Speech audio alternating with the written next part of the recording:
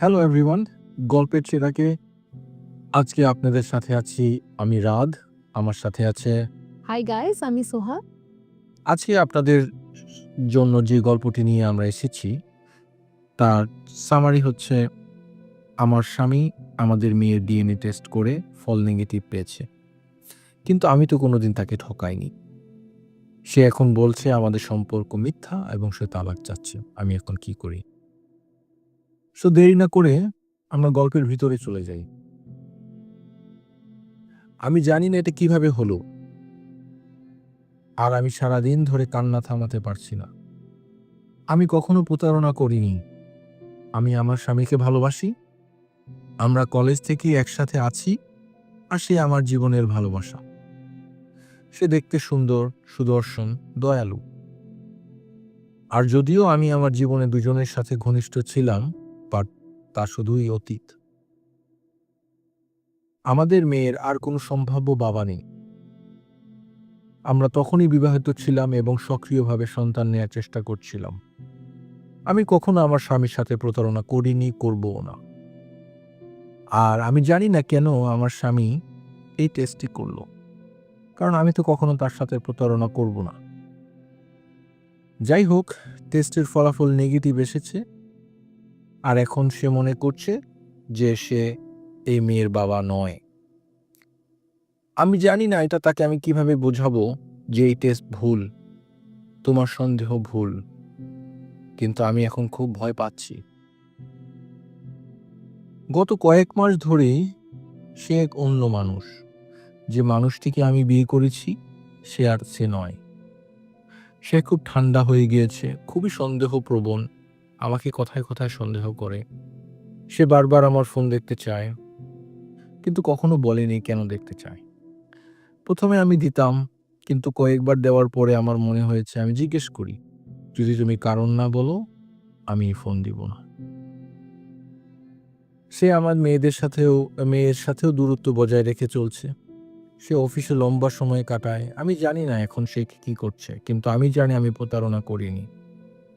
আজ সকালে সে আমাকে অভিযুক্ত করেছে।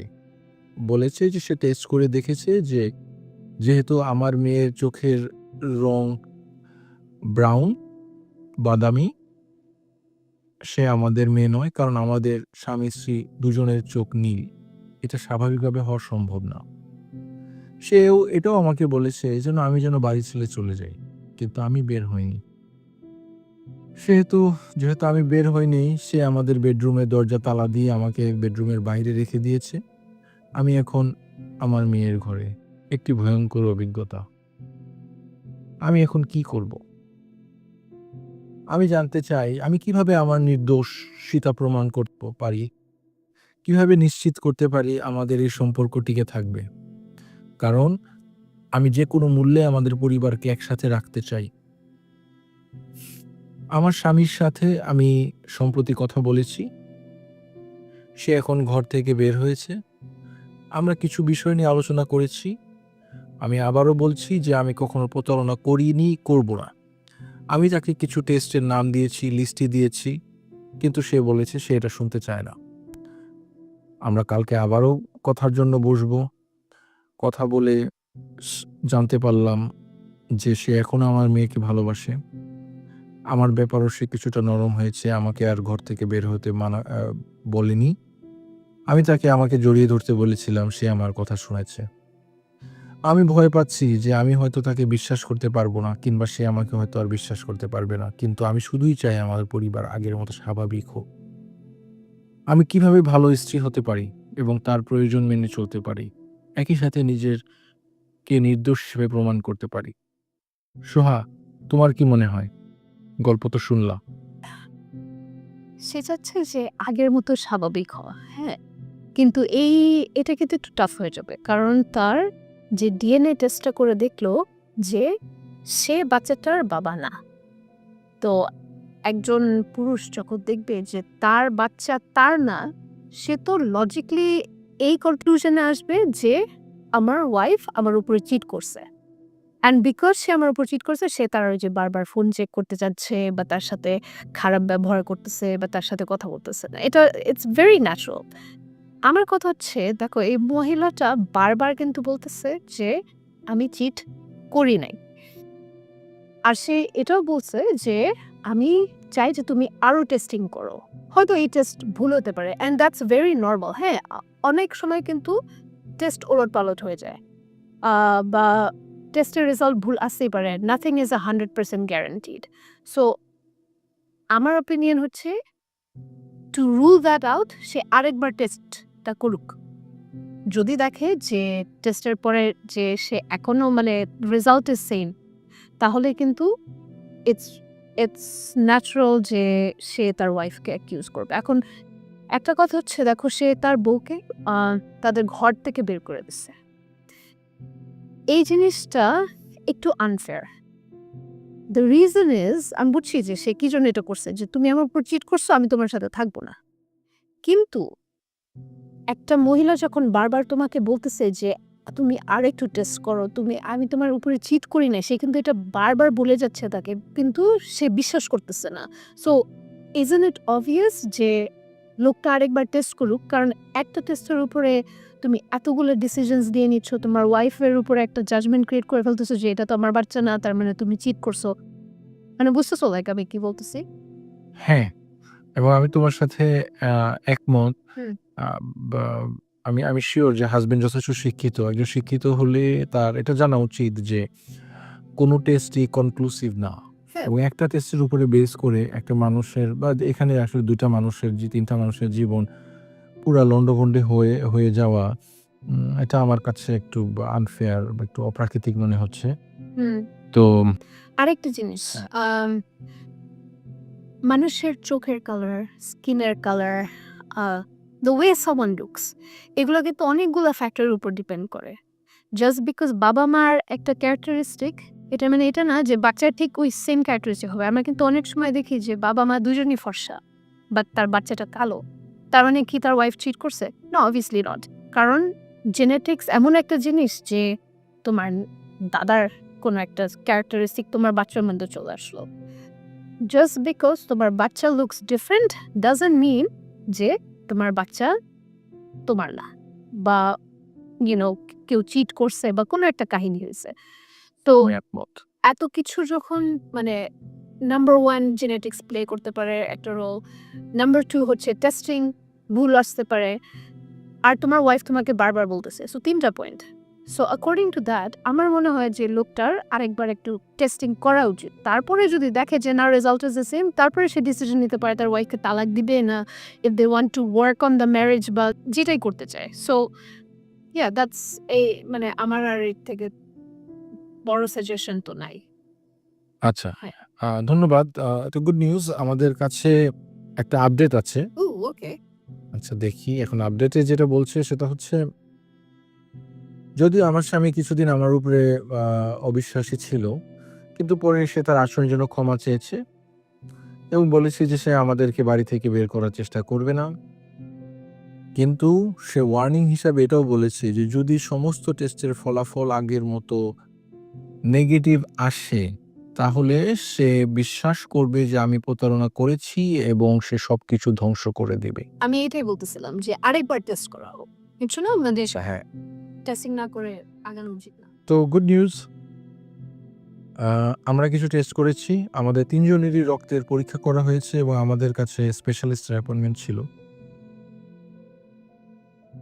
কিন্তু সেটা বাতিল হয়ে গেছে, আমাদের যাওয়া লাগে নাই। কারণ আ রিপোর্টে যেটা আমরা দেখতে পেলাম সেটা হচ্ছে এই মেয়ে আমাদের দুজনের কারোই না। ওহ ওয়াও! আমি জানি না এটা কিভাবে হলো। তবে এক পুলিশ অফিসার আমাদের বাড়িতে এসে আমাদের স্টেটমেন্ট নিয়ে গিয়েছে এবং আমরা সেই হসপিটালের বিরুদ্ধে মামলা করেছি যেখানে আমাদের সন্তানের জন্ম হয়েছে। ওয়েট, আমি একটু কনফিউজড। মানে তুমি বলতেছো যে ডিএনএ টেস্ট করার পর আসছে যে বাচ্চা মহিলারও না। মানে মহিলারও না, মানে ওদের কারোরই বাচ্চা না। কারোরই বাচ্চা না। ওহ ওয়াও! ওকে। আচ্ছা। তো এখন আ উনি মামলার দিকে যাচ্ছে। আমি জানি না আমাদের শিশুর কি হয়েছে যেটা আমাদের নিজের, বাট এটা সত্যিই একটা ভয়ঙ্কর সময়। আমি আমার স্বামীকে ফিরে পেয়েছি, কিন্তু আমার পৃথিবী এখন উলটপালট হয়ে গিয়েছে। আমি জানি না, এখন আমার মনে হচ্ছে যে আমার স্বামী যদি এই টেস্টটি না করতো তাহলেই হয়তো ভালো হতো। আমি আমাদের মেয়ের ঘরে ঘুমাচ্ছি, কিন্তু আমি ভয় পাচ্ছি যে কেউ তাকে একসময় আমার কাছ থেকে নিয়ে যাবে। তবে আমি একই সময় জানতে চাই যে আমার আসল মেয়ে কোথায় এবং সে কেমন আছে। আমি আল্লাহর কাছে প্রার্থনা করি যেন সে ভালো থাকুক। তো সোহা, দেখছো কি কঠিন একটা সময় এই মেয়েটি যাচ্ছে তার জীবনের ভিতর দিয়ে। তার কাছে একটা মেয়ে আছে, কিন্তু এই মেয়ে তো তার না। মানে এবং আমি এই টুইস্টটা একদমই এক্সপেক্ট করি নাই, বিকজ আমি হয়তো ভাবছিলাম যে টেস্টের রেজাল্ট আবার মানে পজিটিভ আসবে বা নেগেটিভ, কিন্তু দ্য সাইড যে এই বাচ্চা তারই না, তার মানে হসপিটালে তার বাচ্চা অন্য বাচ্চার সাথে সোয়াপ হয়ে গেছে। কি কঠিন সময় তো এবং কি এই ভয়ঙ্কর বাচ্চাটা জীবন। কার আর তার বাচ্চাটা কোথায়? হ্যাঁ, মানে নিজেকে তাদের পজিশনে রেখে দেখো। হ্যাঁ, আমি একটা বাচ্চাকে আমি বড় করতেছি আমার নিজের মনে করে, আমার হাজবেন্ড আমাকে টেস্ট করে অ্যাকিউজ করলো যে আমি চিট করছি, তারপর দেখলাম আমার বাচ্চা আমারই না, তো আমার বাচ্চাটা কোথায়? মানে এটা এটা আমি কিভাবে বের করব? নাম্বার ওয়ান, আমার বাচ্চা কোথায় আছে, সে কি ভালো আছে কিনা, এটা কার বাচ্চা, তারা কি জানে যে এটা মানে তার বাচ্চা, তারা যে বাচ্চাটাকে মানে বড় করতেছে সেটা যে তাদের বাচ্চা না, এটা কি তারা জানে নাকি? তো মানে কি একটা ডিফিকাল্ট সিচুয়েশন, আর এটা অবভিয়াসলি তোমার হসপিটালের ফল্ট, হ্যাঁ, কারণ একটা বাচ্চা কিভাবে সোয়াপ করে। হ্যাঁ, এটা তোর বাচ্চার বাবা মারা করবে না, বাট হ্যাঁ, হ্যাঁ, আর বাচ্চারা কিন্তু জন্ম হওয়ার পরে they look the same. So তার মানে এটা নার্সরা ভুল করছে যে কারো না কারো গাফিলতি হয়েছে, বাট এখানে হয়তো দুইটা ফ্যামিলি সাফার করতেছে এবং আশা করতেছি এই ভুলটা আর কারো হয়নি। কারণ ভুল করার যদি টেন্ডেন্সি থেকে থাকে, দেখা যাবে যে আরো কয়েকজনের হয়ে গেছে। এখানে তো এই বা ওনার স্বামী যেহেতু টেস্ট করেছে, দেখি আমরা জানতে পেরেছি যে রাইট, এই বাচ্চার এই সিচুয়েশনটা যে তাদের বেবি না, বাট অনেক সময় হয়তো সবাই তো টেস্ট করে না। ইয়েস। সো আমার কাছে যেটা মনে হয় যে অবভিয়াসলি হসপিটালের তো রেসপন্সিবিলিটি নিতেই হবে, বাট এখন ওরা কিভাবে তাদের আসল বাচ্চাটাকে বের করবে?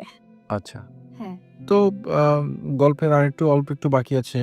সেটা হচ্ছে আমাদের মেয়ে এখনো এগুলি কিছু জানে না এবং আমরা যথাসাধ্য চেষ্টা করছি এটা তার কাছে গোপন রাখতে। কারণ আমাদের সবচেয়ে বড় ভয় একসময় এটা একটা মানুষের কাছে একটা মুখরোচক গল্প হয়ে যাবে। টুডে অর টুমরো মানুষজন এটা নিয়ে কথা বলবে যে, তোমাদের বাচ্চা তো তোমাদের মতো দেখতে না। এটা নিয়ে তারা আমাদের সন্তানকে ভিন্নভাবে দেখবে। সে তো একটা বাচ্চা, সে তো এখানে কোনো দোষ করেনি। সমস্ত ভালোবাসা তার প্রাপ্য। সে একটি চমৎকার বেবি এবং আমি চাই না কোনোদিন সে যেন একটা পাবলিক উম বিচারের জন্য তাকে মানুষের সামনে দাঁড়াইতে হয় যে, "তুমি তো এদের বাচ্চা না।" আমি এটাও জানি না যদি কোনোদিন আমার আমার মেয়ের এখন বর্তমান যে মেয়ে আছে, তার আসল পিতামাতাকে যদি পাই, আমরা কি করব? আমার মনে হয় সবচেয়ে ভালো পরিস্থিতি হবে বড় একটি বাড়ি নেয়া। যেখানে স স সব বাবা-মারা এবং সব শিশুরা একসাথে থাকবে। এটা ছাড়া তো আর আমার মাথায় কিছু আসতেছে না। তবে আপনাদের কাছে আমি একটা জিনিস জানতে চাই যে, আপনারা কি এরকম কোনো সাপোর্ট গ্রুপের খবর জানেন? যেখানে আমার মতো বা আমাদের মতো কোনো বাবা-মারা দেখেছে যে তাদের সন্তান তাদের না, বাট তারা জানে না তার সন্তান কার কাছে আছে, বা সেখানে লিস্টেড আছে যে এখানে some sort of clue দিয়ে আমরা আবার রিইউনাইটেড করতে পারবো সবাইকে। এরকম যদি কিছু থাকে খুবই ভালো হয়। বাট এট লিস্ট এখন জানি যে আমরা কেউই প্রতারক না, শান্তি পেলাম। তোমার কি মনে হয় সোহা? আম এটা আমি আমার আমার জানা মতে কোনো সাপোর্ট গ্রুপ আমি কোনো সময় দেখি নাই। মানে এই জিনিসটা এতই কমন না যে মানুষজন সাপোর্ট গ্রুপ ক্রিয়েট করে এটা বলবে যে আমার বাচ্চা আমার না, আমার বাচ্চা কোথায়, হ্যান-ত্যান। মেবি ওরা সোশ্যাল মিডিয়াতে একটা পোস্ট দিতে পারে। বাট এটার উম মানে এটা the only way to solve it is হসপিটালের সাথে যোগাযোগ করা। ওইদিন কোন বাচ্চা জন্ম হইছে, হ্যাঁ, এটা তো রেজিস্ট্রিতে থাকার কথা। রেজিস্ট্রিতে থাকার কথা, বা আম মানে ওই বাচ্চাটা কোন জায়গায় মানে কিভাবে সে swapped হইলো?